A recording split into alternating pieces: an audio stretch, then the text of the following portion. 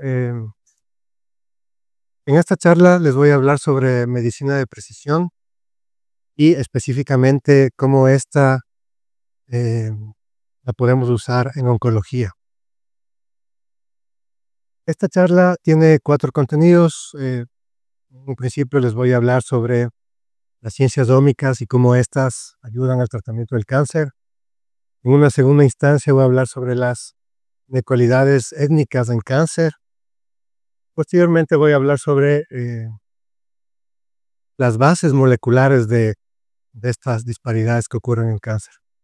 Finalmente les voy a hablar sobre los esfuerzos ecuatorianos que estamos realizando para mitigar esta enfermedad.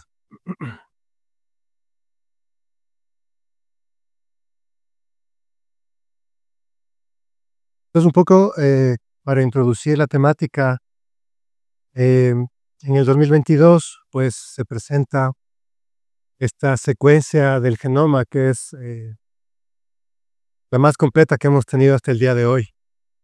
Y según este paper, pues se encontraron alrededor de 63,000 genes, ¿ya? Y de estos, los que son codificantes más o menos llegan a 20,000. Estamos viendo que hay una complejidad bastante grande, ¿ya? Y en ese sentido, pues, para entender esta complejidad, en la actualidad, pues, se intenta estudiar las enfermedades desde un punto de vista de biología de sistemas, ¿ya? Es decir, que analizamos todas las capas ómicas de la célula para poder entender una enfermedad. Entonces estamos hablando, por ejemplo, primero de la genómica, digamos que es la más estudiada. Dentro de esta, pues tenemos lo novedoso que es la epigenética, que hoy en día se sabe que tiene bastante implicación en el cáncer. Posteriormente, el flujo de información, pues pasa del ADN al ARN en la transcriptómica. Aquí, pues tenemos un montón de genes que no dejan hacer proteína, pero tienen funciones específicas en la célula, como los microRNAs o genes implicados en el splicing alternativo. Y de esto pues tenemos la proteómica, que básicamente pues, como sabemos, podemos analizar las proteínas y estas se ha visto que están alteradas en cáncer también. Y finalmente pues hablamos de la metabolómica, ¿no? Entonces, cómo todo este flujo de información al final llega al entendimiento de la metabolómica. Ahí, digamos pues, transporte, las enzimas, cómo estas están funcionando. Y respecto a la genómica, igual estamos introduciendo la temática. Uno de los consorcios más grandes que existen para el estudio del cáncer a nivel genómico es el TCGA, en donde este consorcio pues, ha estudiado alrededor de 33 tipos de tumores, 10 tipos de tumores de cánceres raros, y se ha secuenciado alrededor de 11,000 pacientes. ¿Okay? Entonces, básicamente, ¿qué tenemos en estas bases de datos? Pues perfiles moleculares de cáncer, podemos entender los subtipos moleculares del tumor y también podemos entender los targets terapéuticos. Podemos hacer un poco de farmacogenómica. Y básicamente, para que tengan una idea, pues alrededor de nuestra diapositiva se habla de 2.5 petabytes de datos. Lo que ustedes quieren entender este dato, un petabyte más o menos sería como 212,000 CDs. Y otra base de datos, pues, que también es importante es el de Human Protein Atlas, ¿no? Entonces, tenemos cómo se expresan las proteínas en todos los tipos de tejidos normales, en tejidos cancerosos. Y últimamente, pues, también estamos usando la base de datos del Human Metabolome Database. Entonces, en esta base de datos tenemos todos los metabolitos y cómo estos se asocian con las proteínas y enzimas implicadas en el metabolismo. Entonces, por ejemplo, como les decía, estos datos continúan en aumento cada año. Más y más investigadores usan estos datos. Por ejemplo, estamos hablando del Instituto de Bioinformática Europeo, que ahora mismo registra 390 petabytes de datos. Y en esta diapositiva pueden ver en dónde se usan más estos datos podemos ver que hay bastante en Europa. Bueno, me alegro que aparezca Ecuador, porque algunos sí estamos utilizando estos datos. Y bueno, básicamente un poco esa es la complejidad a la que nos enfrentamos, ¿no? Son tantos genes, tantos datos, tantas capas de información, y al final todo eso, pues si lo estudiamos y lo filtramos de alguna manera, podemos detectar daños específicos en los pacientes y así poderles dar una medicina de precisión. ¿Ok? Entonces, ¿qué pasa en cáncer? En cáncer, pues primero les voy a comentar que existe eh, un sesgo hacia poblaciones caucásicas. Entonces, ¿por qué esto es importante? Entonces, un poco también entendiendo las investigaciones que hemos hecho, yo creo que todo esto empezó en el 2018, cuando publicamos este artículo, donde simplemente queríamos saber cuál es la representación étnica racial en todas estas bases de datos que les acabo de mencionar. ¿Ok? ¿Por qué es importante analizar la etnicidad cuando trabajamos en oncología? Entonces, se ha visto que la etnicidad puede impactar a la incidencia, a la supervivencia de los pacientes con cáncer, puede impactar también a la respuesta a drogas. ¿Ya? Por ejemplo, poblaciones asiáticas tienen mutaciones específicas que hace que el tratamiento sea mucho mejor que en población caucásica. ¿Ya? Por otro lado, también se ha visto que la etnicidad puede impactar en las vías moleculares del cáncer. Pues, por ejemplo, se ha visto que P53, ¿no? El famoso gen, se ha visto que en pacientes no caucásicos tienen 5 veces más riesgo de desarrollar mutaciones en P53. ¿Ya? Respecto a eventos epigenéticos, se ha visto justamente también que la metilación del ADN pues está correlacionada con la clasificación étnica. Y bueno, básicamente, ¿a qué se debe esta disparidad de etnicidad, no es cierto? Entonces, por ejemplo, a nivel genético, la población humana es bastante diversa, ¿ok? Y estos son 2 artículos principales que demuestran esta diversidad. Entonces, por ejemplo, en el proyecto de los 1000 Genomas Project, se encontraron que existen 88 millones de variantes. En todos estos datos que encontraron en todas estas diferentes poblaciones. Estamos hablando de 3.6 millones de indels, 84.7 millones de singles nucleotide polymorphism, son mutaciones de un solo nucleótido. Y el otro proyecto, en cambio, demostró que existe una variante cada 8 bases del exoma.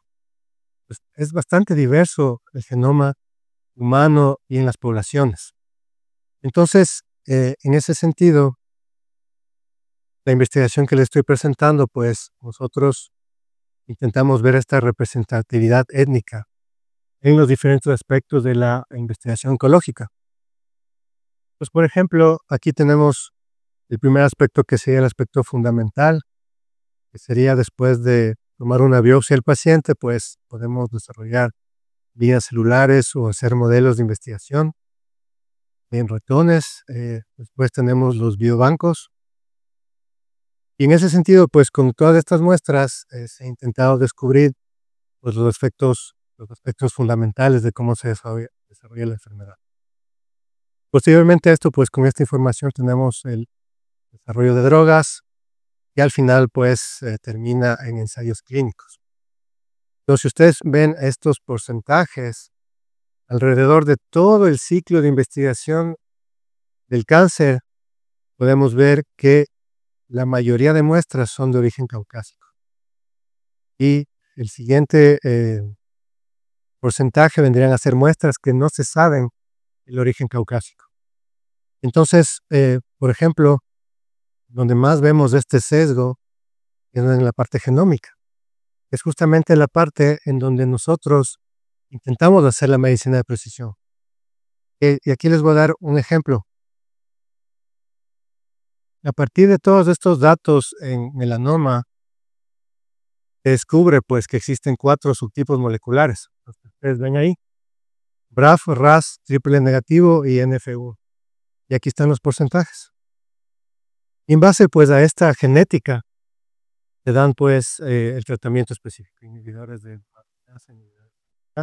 dependiendo de su tipo. Pero ¿qué ocurre en este sentido?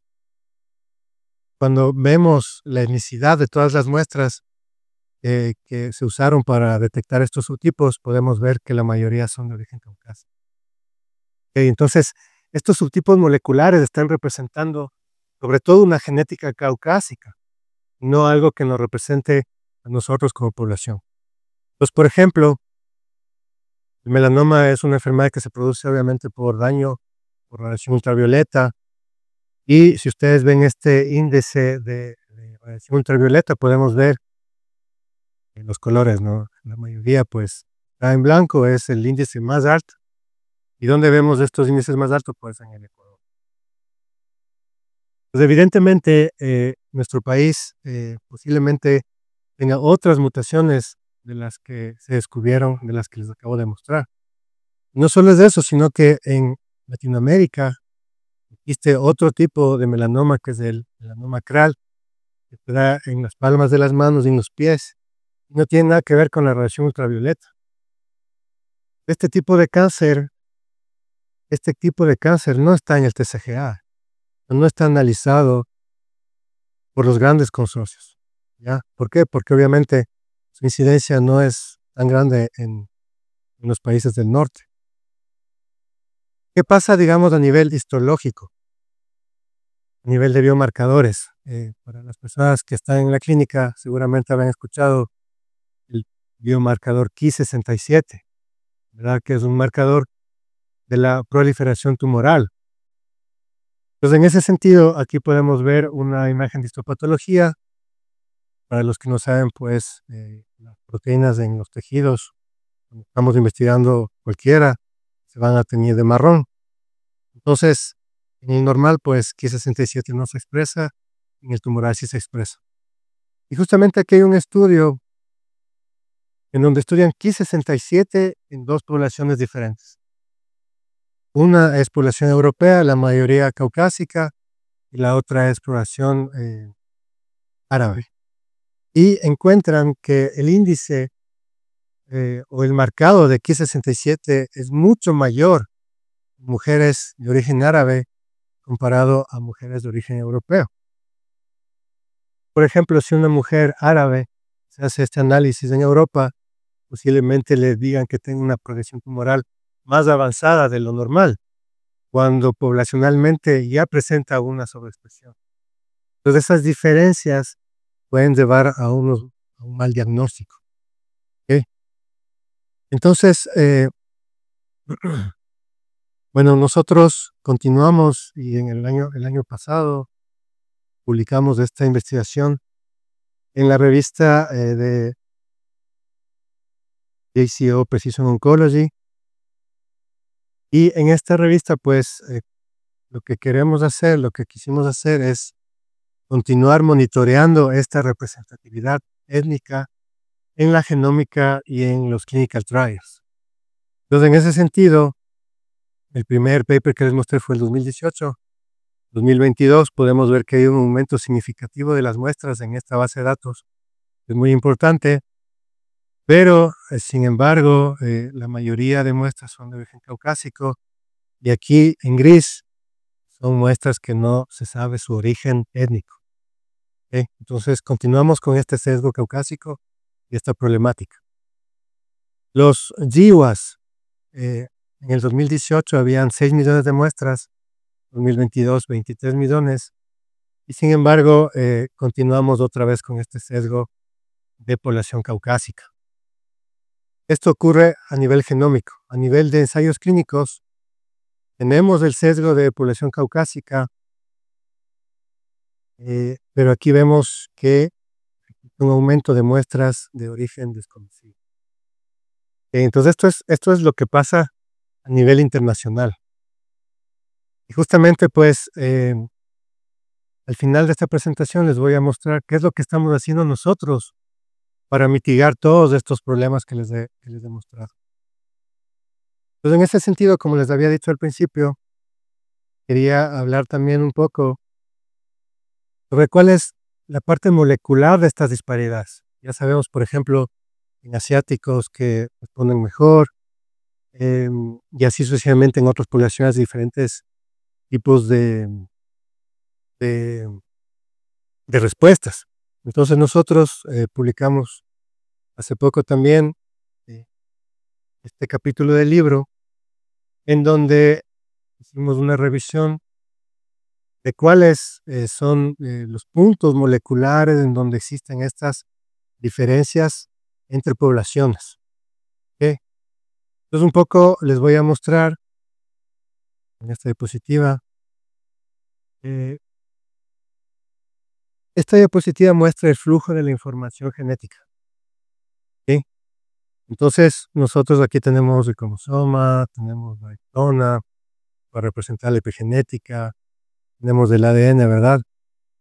Y el siguiente paso pues es la transcripción, tenemos ARN mensajero, ocurre el splicing, ¿verdad? Posteriormente esto sale al citoplasma, se traduce en proteína y bueno, en el citoplasma hay bastantes controles, ¿verdad? Por ejemplo, los low non-coding RNAs, que sirven para controlar aspectos de la expresión genética, microRNAs también, por ejemplo, y así sucesivamente. Entonces, si nosotros nos enfocamos solamente en el núcleo y hablando, por ejemplo, de la epigenética, ¿ya? Se ha visto, por ejemplo, en cáncer de mama, ¿sí? Ejemplo, P53, mutaciones ocurren más frecuentemente en población africana versus caucásica. Estos tres genes que están representados aquí están mucho más hipometilados en población africana que en caucásica. Aquí tenemos otros ejemplos de este gen SOS1, que también hay diferencias entre población africana y caucásica. Y a nivel de cáncer de pulmón, tenemos el gen EGFR, súper famoso, pues las mutaciones de EGFR son mucho más frecuentes en población asiática versus caucásica. Y así sucesivamente, pues estos solo son unos ejemplos, ¿sí? Entonces, en la literatura, pues se escriben muchos más ejemplos a nivel molecular de cómo ocurren estas disparidades. Ya cuando salimos del citoplasma, pues podemos ver que estos dos long non-coding RNAs están implicados en cáncer colorectal. Se ha visto que están sobreexpresados en población africana respecto a la población caucásica, ¿sí? Por otro lado, cuando hablamos de microRNAs, este microRNA específico activa pathways que son implicados también en cáncer. Por ejemplo, solamente ciertos pathways están activados en población africana versus población caucásica, ¿sí? Y a nivel pues de proteína, a nivel de traducción, no solamente Ki66 que les había mostrado, sino otros marcadores también están sobreexpresados en diferentes poblaciones. Digamos que hay una manera específica, ¿ok? Entonces, como yo les había mencionado, pues la complejidad de la célula y todas las capas hace que esto sea difícil de estudiar. Y justamente, pues, en ese sentido, ¿cuáles son los esfuerzos que estamos haciendo de nuestra parte para mitigar estas vallas, este sesgo? Y hemos trabajado alrededor de todos estos aspectos. Por ejemplo, en el aspecto de líneas celulares y biobancos, nosotros estamos desarrollando lo que denominamos el Repositorio Nacional de Recursos Biomédicos.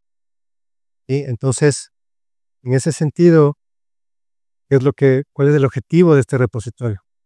Empezamos haciendo un repositorio de líneas celulares cancerosas.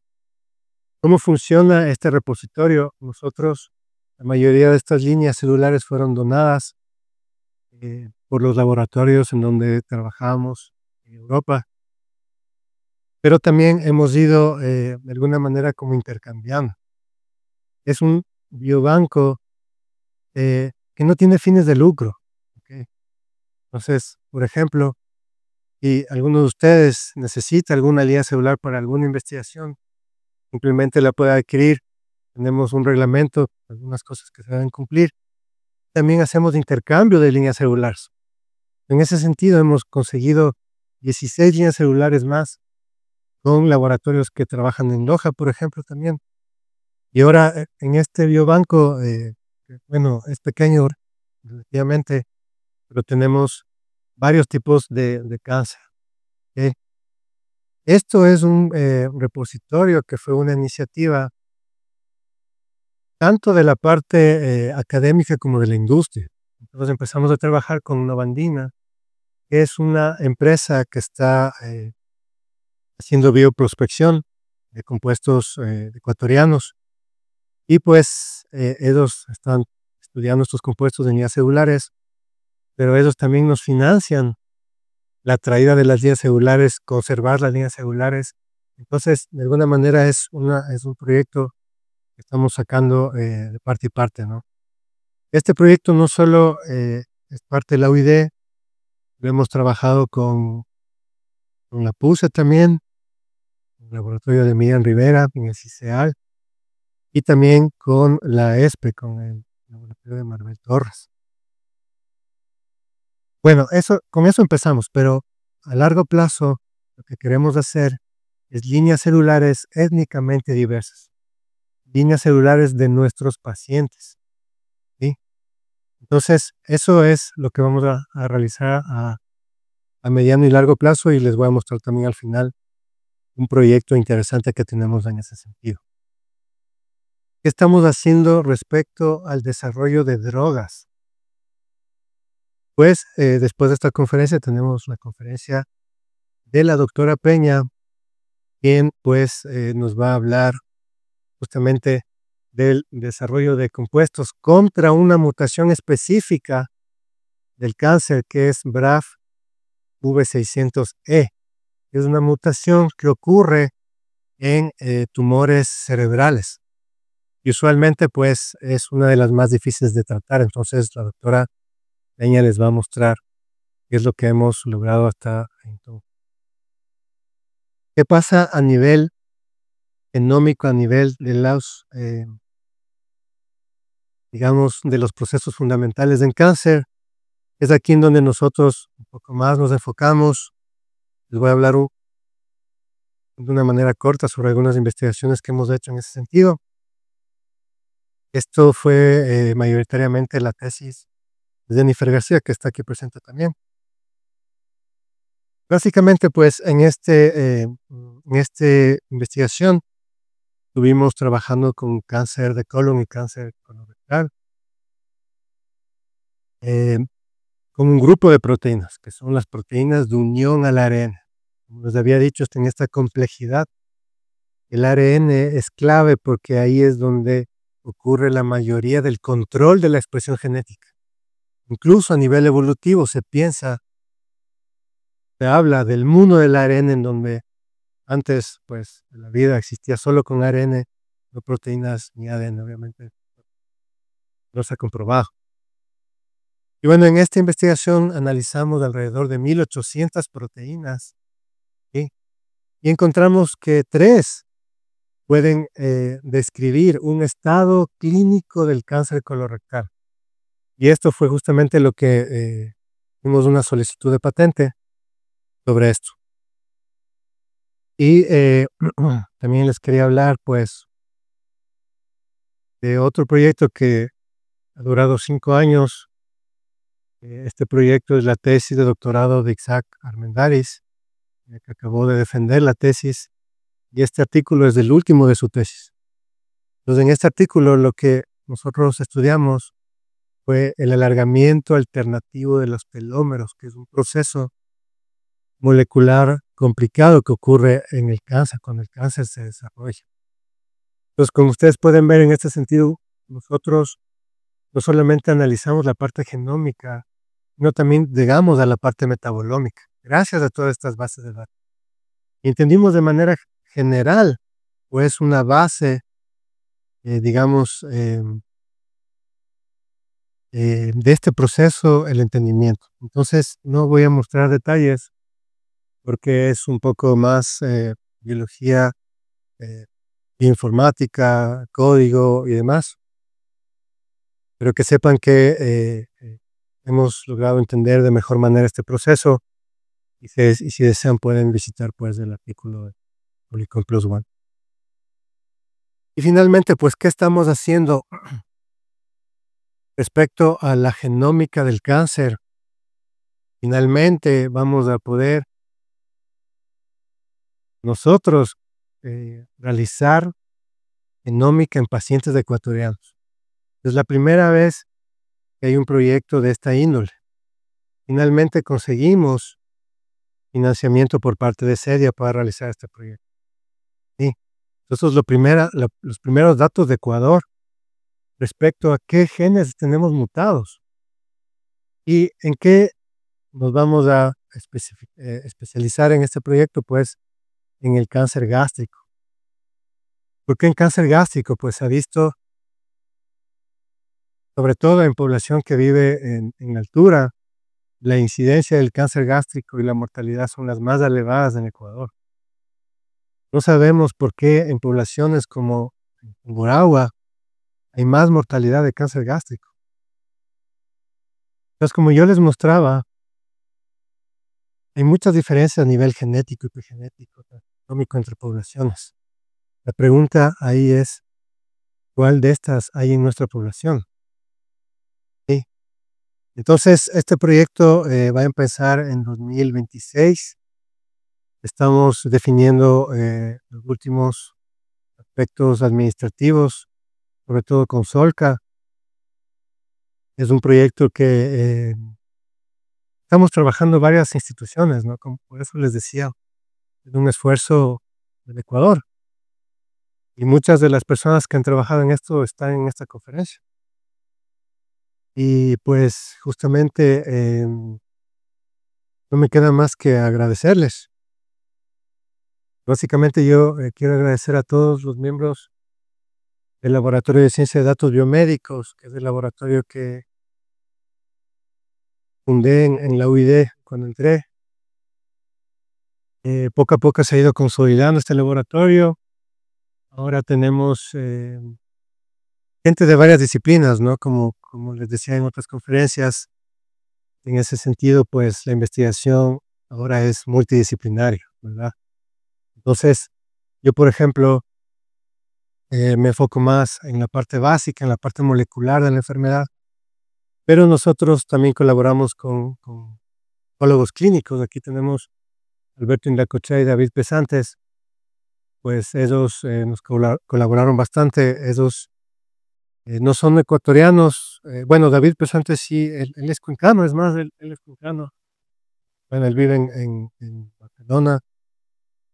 Ahora mismo, Alberto Indacochea es peruano, en cambio, él fue mi estudiante de doctorado cuando yo hacía un postdoctorado en España, igual. Justamente con él fue que en un café en el 2018 habíamos hablado, ¿por qué no vemos o analizamos la representatividad étnica en las bases de datos? A ver qué pasa. Y así es como surgió esta idea, ¿no? Entonces, estos esfuerzos, yo creo que son de bastantes años, ¿no? Muchos de nosotros incluso nos conocemos desde la universidad y hemos regresado al país para poder proponer este tipo de proyectos. Pues la idea del proyecto que les mencionaba anteriormente, finalmente crear una base de datos primero de las mutaciones que tiene nuestra población, pero también dar una guía clínica a nuestros médicos.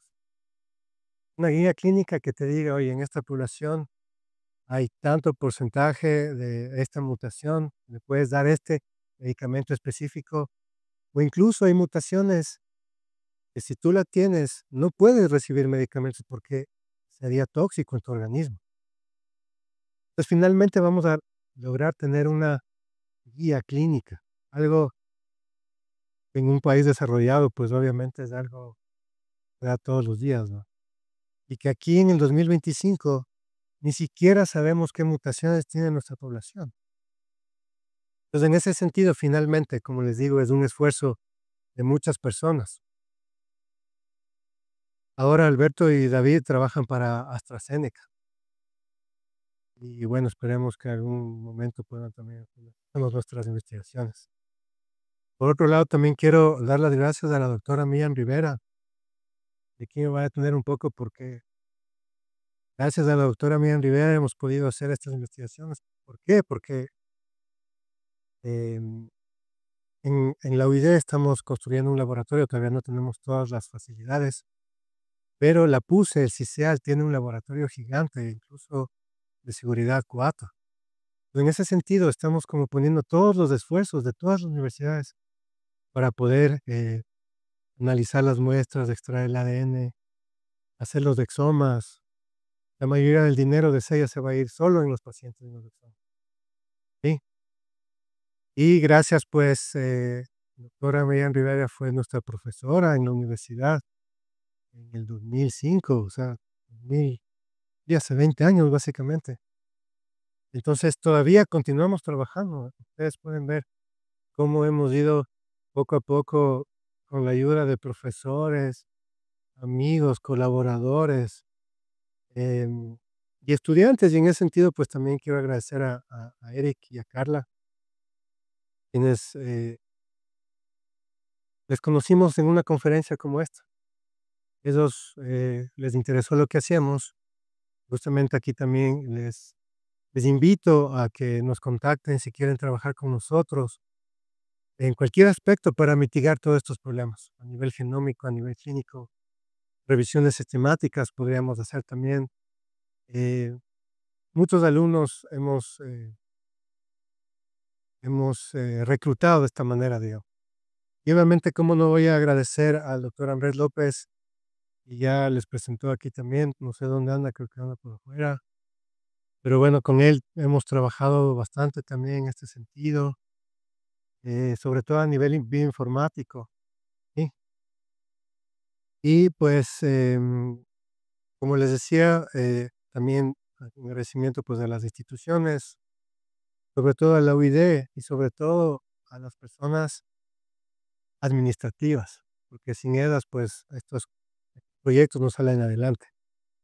Entonces, agradecimiento a Michelle Aguirre, Horacio Palomeque, Andrea Farfán, la doctora Tusi, que es la directora de investigación, al doctor José Barberán, quien es el decano de la facultad, que nos está apoyando constantemente con Solca para recibir las muestras, con permisos y demás.